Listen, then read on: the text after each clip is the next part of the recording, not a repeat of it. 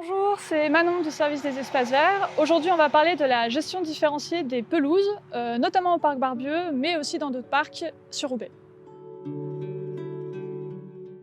Alors la gestion différenciée, c'est une gestion adaptative des espaces verts. C'est une gestion qui est mise en place depuis quelques années, notamment suite à l'interdiction en 2017 de l'utilisation de produits phytosanitaires sur les espaces verts publics.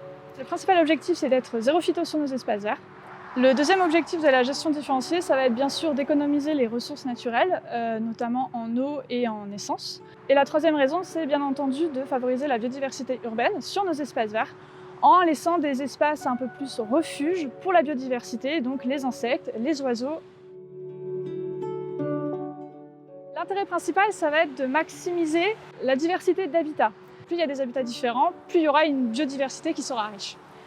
L'intérêt de cet entretien différencié, ça va être donc aussi de respecter le cycle de vie au maximum de la biodiversité, donc les insectes, les micro-mammifères, les oiseaux, etc. Le troisième intérêt de l'entretien différencié, c'est que ça va permettre en fait le retour d'espèces peu communes en ville, comme par exemple les orchidées. Déjà, ça se reconnaît par les feuilles.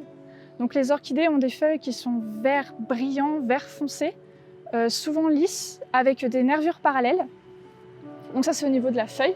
Elles vont avoir 3 pétales, et le troisième pétale forme un labelle, en fait, qui est beaucoup plus élargi, et qui va soit attirer les insectes, soit leur permettre de faire une piste d'atterrissage, afin d'assurer la pollinisation.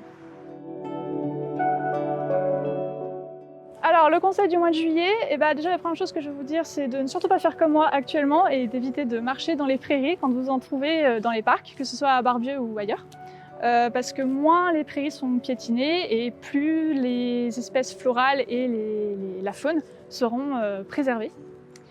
Et ensuite, je peux aussi vous conseiller, si jamais vous êtes des apprentis botanistes ou des apprentis entomologues et que vous voyez des espèces intéressantes, n'hésitez pas à contacter la ville de Roubaix et à transmettre une petite photo. Et on garde la donnée et c'est super intéressant pour nous.